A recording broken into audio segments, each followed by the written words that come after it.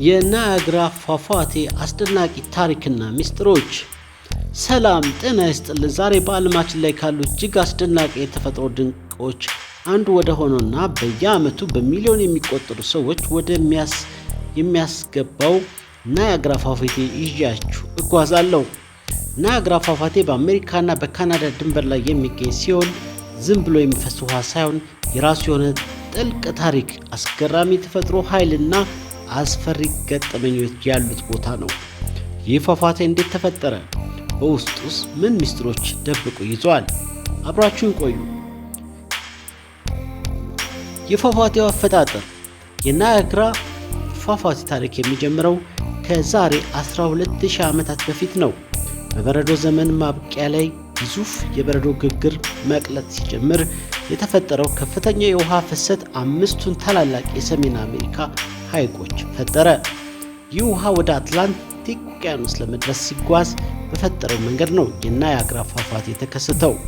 የሚገርመው ነገር ፏፏቴው መጀመሪያ ሲፈጠር አሁን ካለበት ቦታ በ11 ኪሎ ሜትር ርቀት ላይ ነበር። በውሃ ኃይል ምክንያት ድንጋዮቹ እየተሸረሸሩ በየዓመቱ ወደ ኋላ ያፈገፍጋል። የፏፏቴው 3 ክፍሎች። ናያግራ አንድ ፏፏቴ ብቻ አይደለም፣ 3 የተለያዩ ፏፏቴዎች ስብስብ ነው። አንደኛ ሆርስሹ ፎል ትልቁ እና በካናዳ በኩል የሚገኘው ሲሆን በቅርጹ የፈረስ ጫማ ስለሚመስል ስሙን አግኝቷል። ከ90% በላይ የሚሆነው የናያግራ ውሃ የሚፈሰው ከዚህ በኩል ነው። ሁለተኛ አሜሪካን ፏፏቴ አሜሪካን ፎልስ በአሜሪካ በኩል የሚገኘው ውብ ፏፏቴ ነው።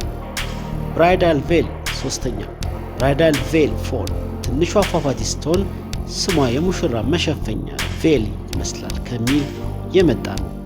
በየሰከንዱ 700,000 ጋሎን ውሃ በእነዚህ ፏፏቴዎች ላይ ይፈሳል። ይህ ማለት በአንድ ጊዜ በሚሊዮን የሚቆጠሩ የውሃ ባልዲዎችን እንደ መድፋት ማለት ነው።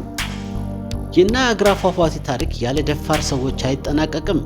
እንደ አውሮፓውያን አቆጣጠር በ1901 አኒ ኤድሰን ቴይለር የተባለች የ63 ዓመት መምህርት በበርሜል ውስጥ ሆና በፏፏቴው ላይ በመውረድ በሰላም የተረፈች የመጀመሪያዋ ሰው ሆና ታሪክ ሰርታለች።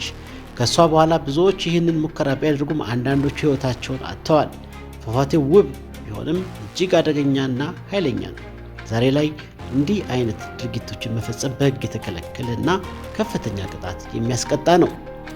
ዛሬ ናያግራ ፏፏቴ የተፈጠረው ውበት ብቻ ሳይሆን ለሚሊዮኖች የኤሌክትሪክ ኃይል ማመንጫ ምንጭም ነው። ማታ ማታ በደመቀ መብራት ሲበራ ደግሞ ውበቱ ወደ ሌላ ዓለም ይወስዳችኋል። ተመልካቾች ይህን ድንቅ ቦታ የመጎብኘት እድሉ ቢገጥማችሁ ምን የሚሰማችሁ ይመስላችኋል? ወይንስ ደግሞ በበርሜል የመውረድ ድፍረት አላችሁ? ሐሳባችሁን በኮመንት አጋሩኝ። ቪዲዮን ከወደዳችሁት ላይክ እና ሰብስክራይብ ማድረግ እንዳትረሱ። በቀጣይ በሌላ አስገራሚ ታሪክ እስካገኛችሁ መልካም ጊዜ